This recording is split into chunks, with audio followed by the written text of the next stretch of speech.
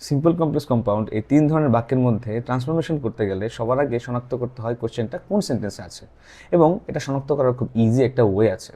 Plus minus verb three এই ধরনের রুলসে না গিয়ে আমরা অর্থ বোঝার মাধ্যমে খুব ইজিলি এটা শনাক্ত করতে পারি।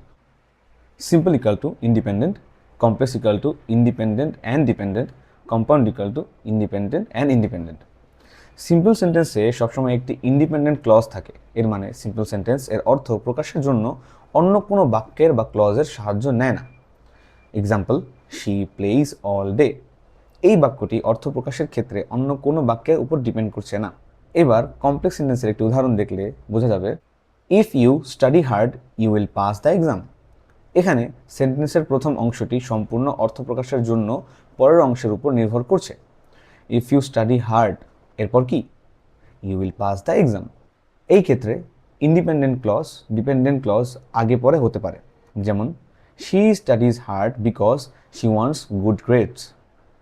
এখানে শি স্টাডিজ হার্ড ইন্ডিপেন্ডেন্ট এবং বিকজ থেকে বাকি অংশ আগের টুকুর উপর ডিপেন্ডেন্ট। কম্পাউন্ড সেন্টেন্সের ক্ষেত্রে দেখা যায় দুটি অংশই ইন্ডিপেন্ডেন্ট বা স্বাধীন। Example, she loves to travel and she likes to smile. এখানে দুটি ক্লজ বা অংশই স্বাধীনভাবে অর্থ প্রকাশ করছে, একটি অংশ আরেকটি অংশের উপর ডিপেন্ডেন্ট হচ্ছে না।